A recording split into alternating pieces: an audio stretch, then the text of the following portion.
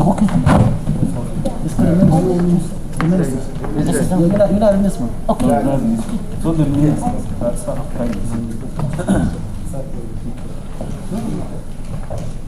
huge minister, listen.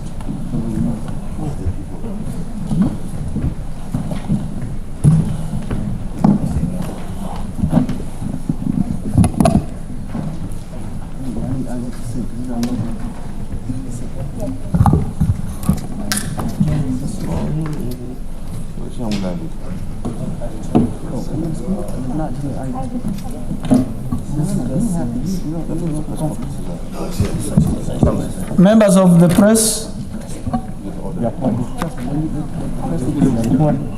shall we begin?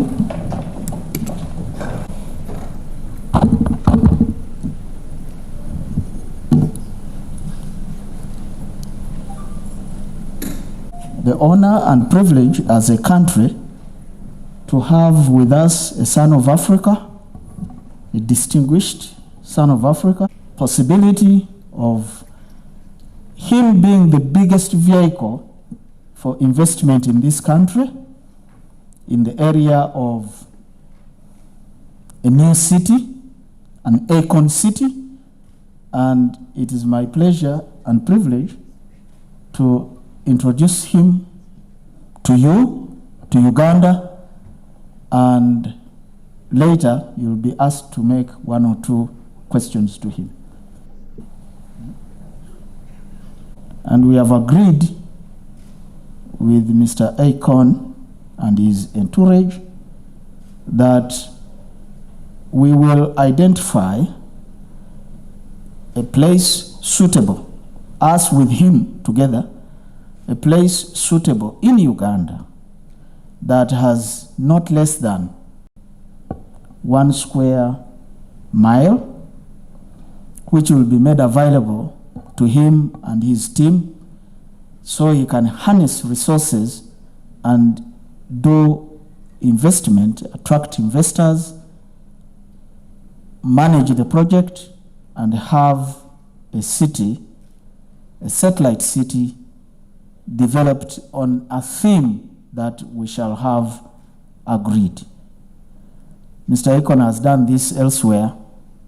He's done it in Dakar, in Senegal.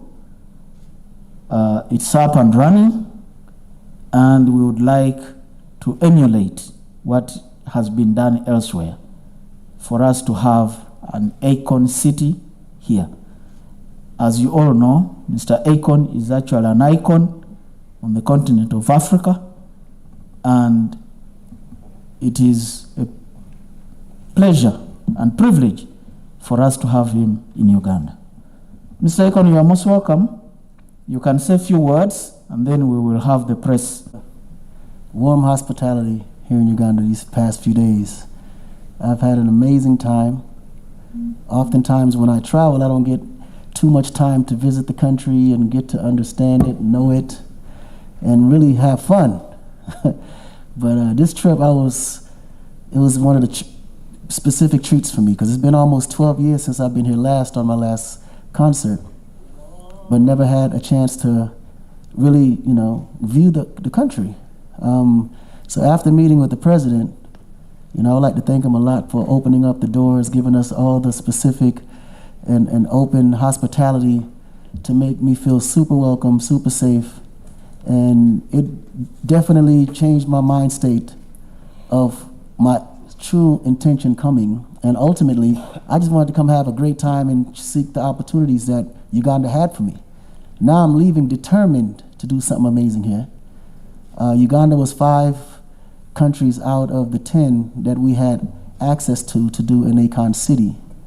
And after this visit, it's definitely going to be a country that we choose to put in Akon City. We're currently now going to reach areas throughout Uganda alongside the support of the government to decide the best place for this city to fit, to where it's fully beneficial to the country. And, 1 second. I'm sorry? Okay. Okay, no problem. All right, no problem. You guys hear me clearly now? All right, cool. So the idea is to utilize all the resources that we built throughout the years and try to rebuild the country.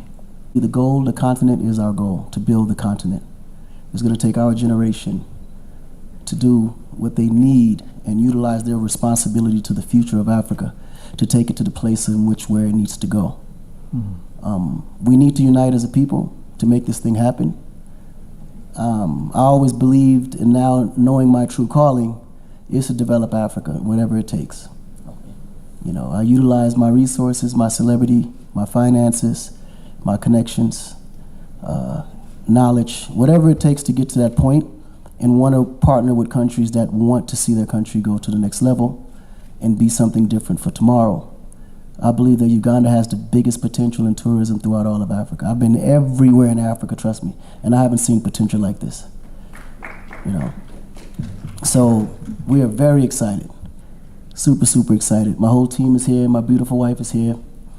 Isaac, he's here. He's our local partner. Anything related to Akon City or relative businesses, he's the guy that you will contact, and he will contact in return anyone in our team that deals with that specific matter or sector.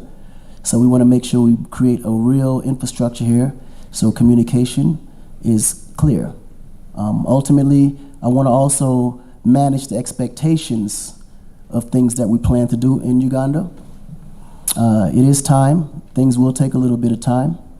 We will do all the necessary studies to make sure that everything happens the right way and is done properly. If you think the city's going to happen within 1-2 years, it's not. It takes time to build buildings, let alone a whole city.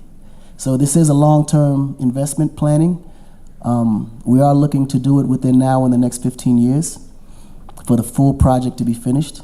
And we're hoping that everything works the way it's supposed to work. But as we move forward with all the support necessary, I think this is a very achievable goal. And we're very forward looking to being in Uganda and doing great business and also inviting great business opportunities to this country. So thank you. Thank you very much. Infrastructure and energy. We're obviously, as you know, I'm already in the energy sector where we're building solar lights and street lights throughout the world, heavily in Africa. We're also building solar grids that we plan to put in the rural areas and within the city as well. So as you know, without the energy part, the city itself won't even be possible. So there'll be a very strategic area in which we will heavily invest in the energy sector because we're going to utilize that energy to power the city itself. The tourism aspect of it is the main goal, to be able to attract foreigners to come and invest here in Uganda. We believe that every country is going to utilize and need tourism to fuel its economy. And ultimately, it will be a shame to have all this beautiful access to this country and no one else knows about it but Ugandans. So we believe that it's definitely necessary. And when it comes to infrastructure, that's also very viable to what we're doing, because the worst thing is to have millions of people come to visit Uganda and then we don't have basic roads to get them there and show them the place or get to a specific area. So we want to make sure that we're putting down the proper infrastructure, not only for the visitors, but also for the locals, you know, for basic living. Infrastructure is super important, and we want to make that a priority. Thank you. The second question is about Akon City. So what is the objective of this city, and why do you find it important to have this city here? What's the objective, estimated cost? I know you at least have a figure in your mind.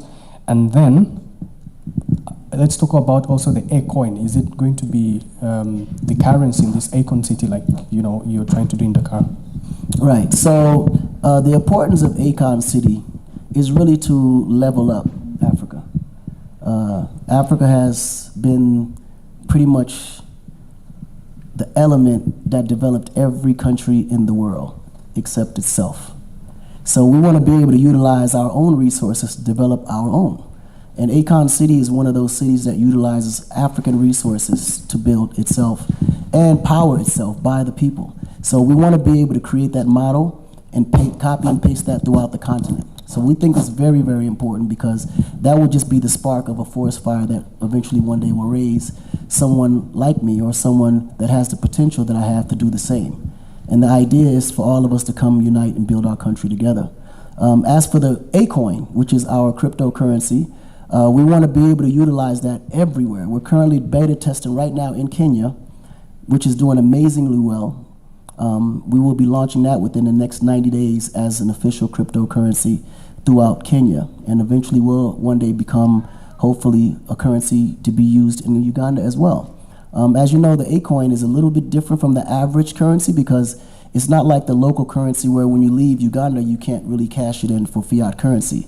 The crypto allows you to be able to use it globally, and Akoin will be one of those platforms, no matter where you go, you can be able to take your finances with you, invest with you, but it will be the heart of what you created here in Uganda. So we do want to be able to implement Akoin in Uganda, along not only with the city, but within the normal population one day to come as well. Okay, Akon and Akoin. Make the distinction. Yes. Very interesting question, because I often ask myself the same thing. With all the resources in the world that's been used to develop every country and we haven't been able to develop ourselves, is an interesting question. Why are we failing? One thing I've realized is that as Africans, we don't come together. That's number one. Number two, we don't trust each other. And number three, we're always competing, and we're never in a position to unite, not realizing that if me and my brother join forces, we're 2 times better than we are alone. If you look at the Jewish community, they have the least population in the whole world, but yet they control the whole world. It's because they unite, they come together. There's no coincidence that the United States is so respected globally and is the smallest continent. It's the United States. They come together. Now let's take it even a little further. If you calculate 30, 40 years ago, in the Middle East, they wasn't as powerful as they are today until they created the United Emirates. When you come together, you're a lot stronger. It's harder to defeat you. And it puts you in a better position because everybody can utilize those resources to get further. We're helping each other. We're giving each other knowledge. We're supporting every aspect of thought that can take you to the next level when you come together. So the biggest link that's the weakest for Africans is unity. The moment we decide to come together, we will be unstoppable. And I think that's the reason why we've been failing all these years. There's no reason why I have to get a visa to come to Uganda when I'm from Senegal. Why is that? Why can't we travel freely throughout the continent like everyone else? If you go through Europe, any country in Europe can go to any place in Europe without having, all you need is a basic ID or a passport. You mean we can't do that in Africa? We just need to come together and understand the value that we have as people as one. But other than that, brother, it's going to be a challenge. We're going to be fighting this for hundreds of years until we realize that unity is the only thing that's stopping us from being great. Thank you so much. Second was the Akon City Initiative. My brother asked it, but I don't know where it's repetitive, but I would like to get the concept in the sense that it's being rotational and set up in different bases. Now you're choosing Uganda. What's unique about this initiative? And if you could quantify its bulkness in terms of impact, to where you expect to have it located. Are you talking about the city, right? Yeah, the city. Yeah. Weigh in on it. Well, my choice is really based on potential. You know, when I look at the potential of all the places in Africa from a touristic standpoint, I believe Uganda has one of the biggest potentials. I believe Senegal has one of the biggest potentials. I believe Ghana has one of the biggest potentials. You know, I believe Ethiopia has one of the biggest potentials. It's certain countries that just have huge potential, and it's less threatening in many, many ways. And I think when you look at it from that standpoint, it makes it easy to make a decision because through that potential, you can grow something that's viable. And Uganda is one of those places when you, just from my visit here, it's so much about Uganda I never knew even existed. It's a certain welcome that I never knew Uganda even had. When you look at how Uganda has been promoted and how Ugandans have been promoted internationally, you would be scared to death to come to Uganda. All they tell you is about the time frame of Idi Amin and all the things that happened. They don't tell you about what I just saw. And I'm determined to expose that. So I want people to understand how beautiful Uganda is, and the best way to do it is to build my city here.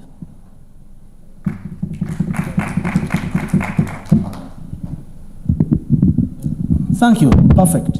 Any? Yes? Oh. I go ahead. Okay. Who is asking? Yeah, thank you. My name is Daniel Mugoya. I work with UBC. Maybe I'll ask also the minister to try to clarify in terms of the local content. How is the ordinary Ugandan going to benefit? Recently, we heard of the Buy Uganda, Build Uganda. How is the ordinary Uganda going to benefit from such an initiative?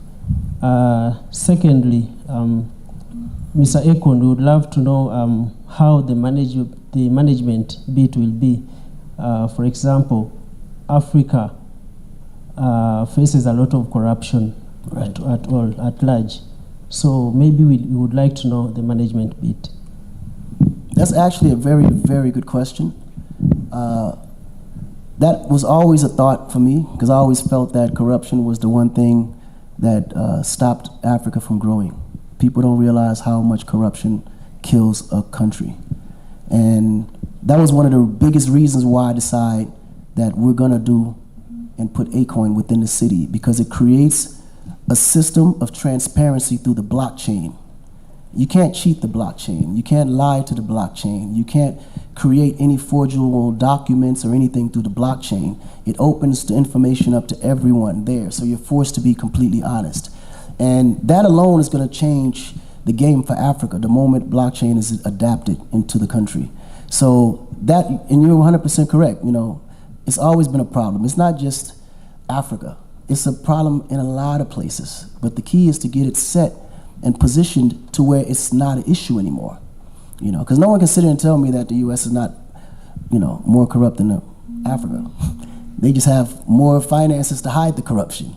You know, that's it. But corruption exists everywhere. That's not, if you spend too much time on corruption, you'll never get anywhere.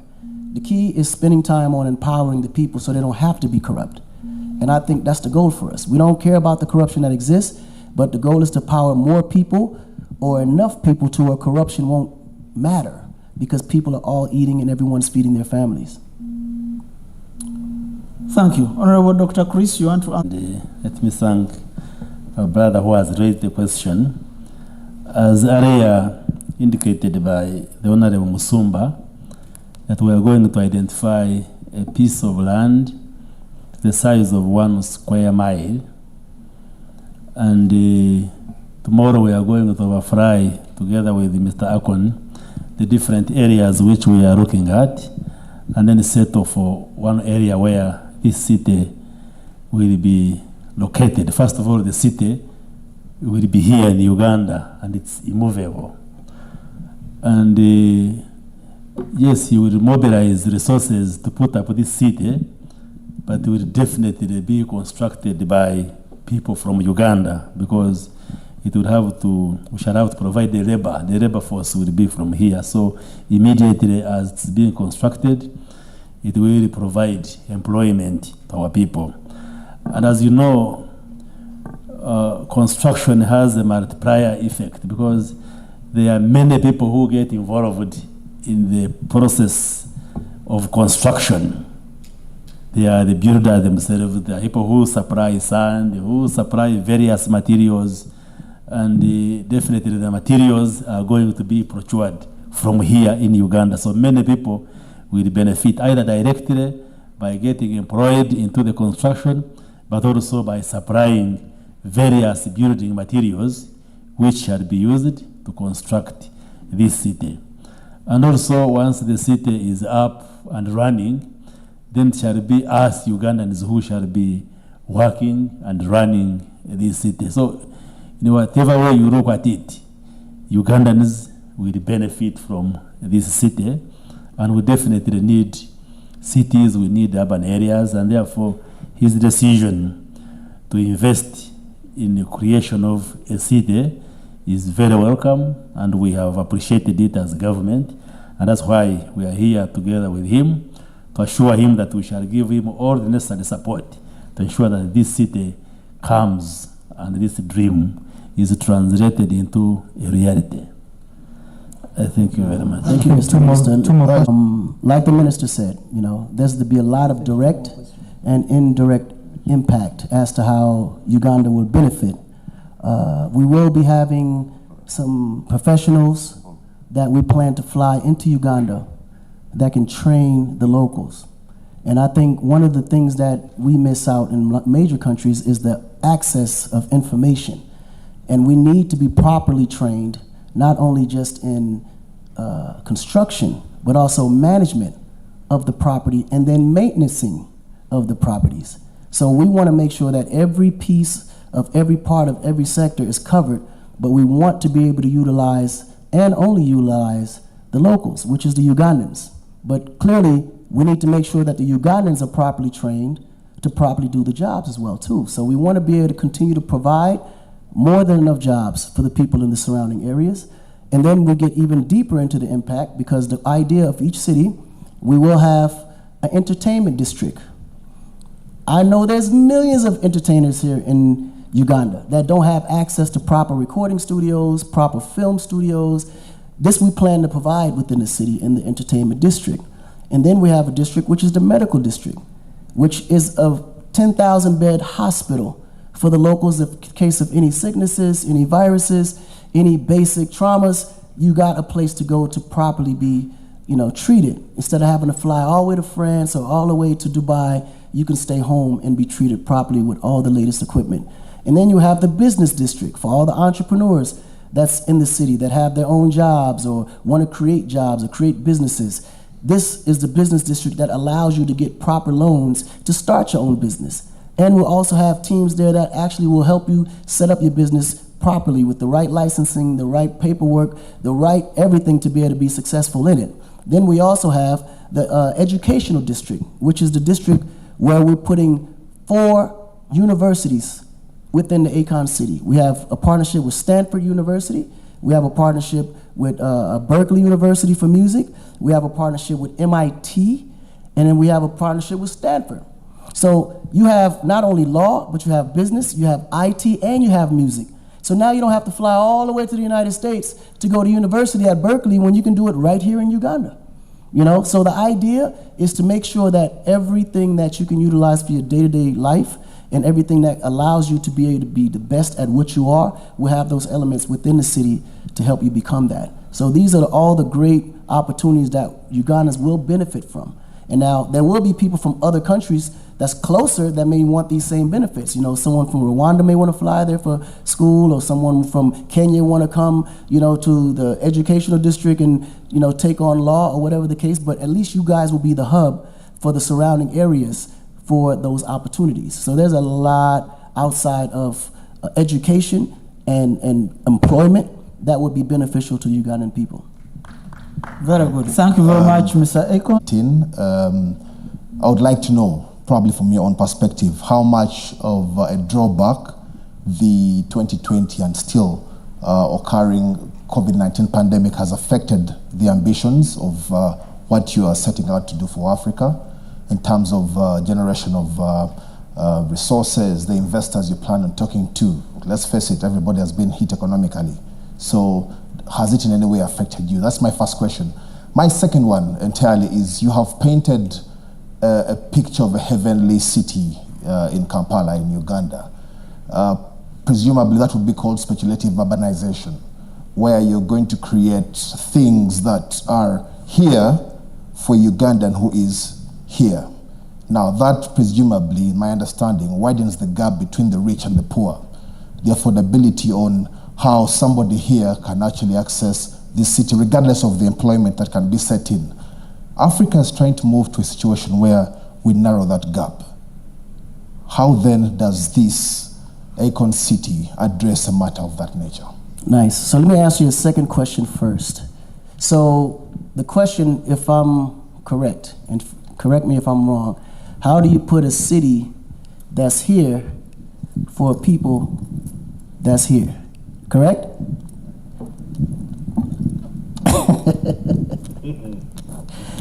This is the problem right here.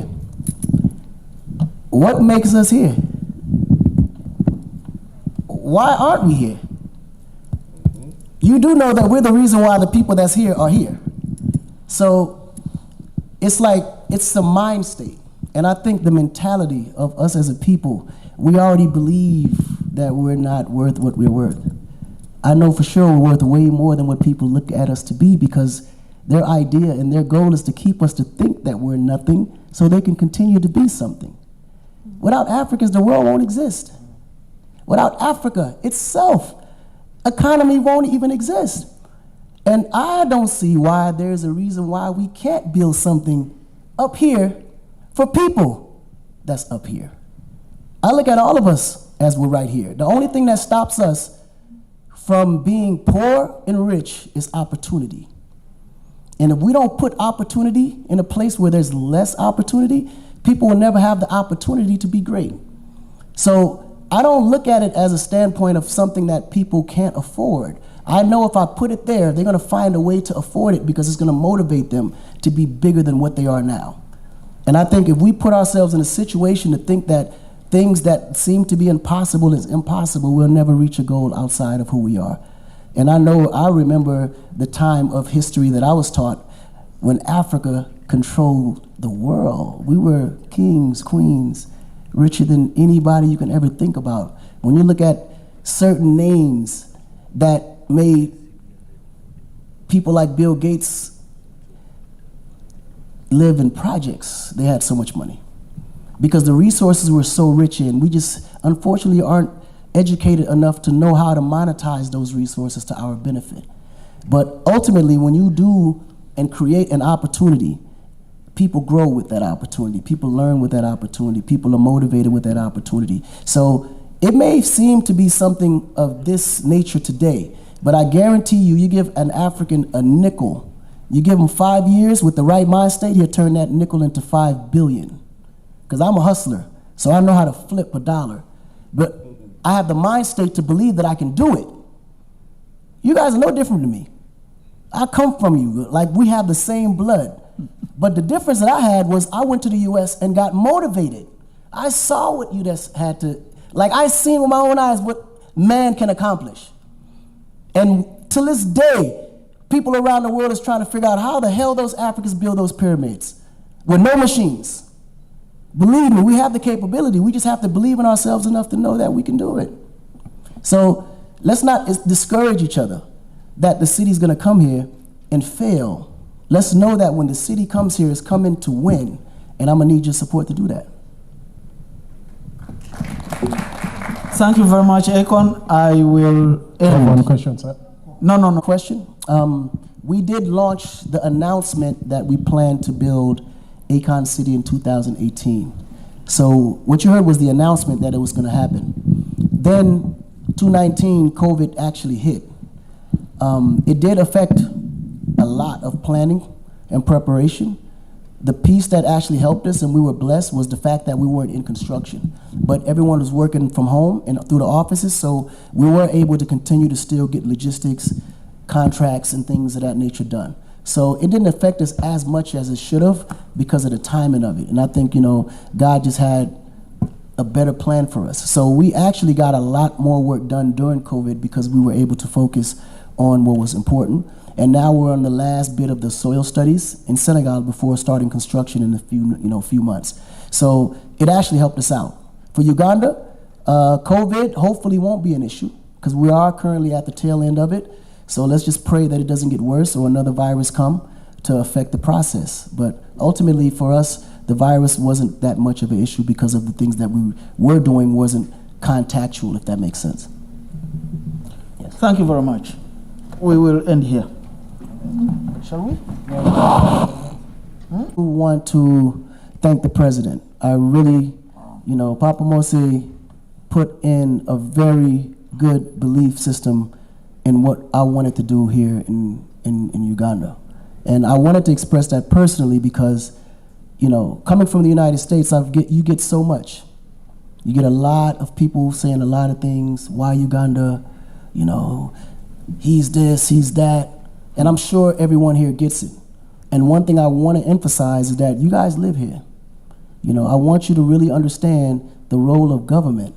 Because a lot of people, unfortunately, we don't know the role of government. We depend on government to do everything.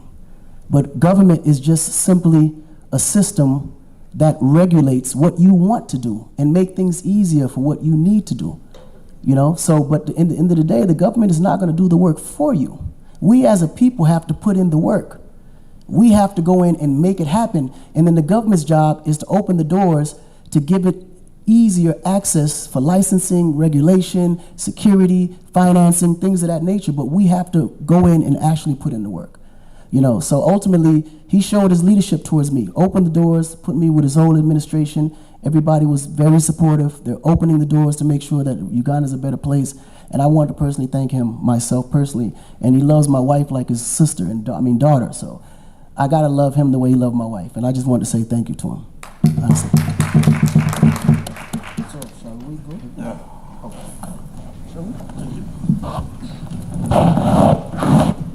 we?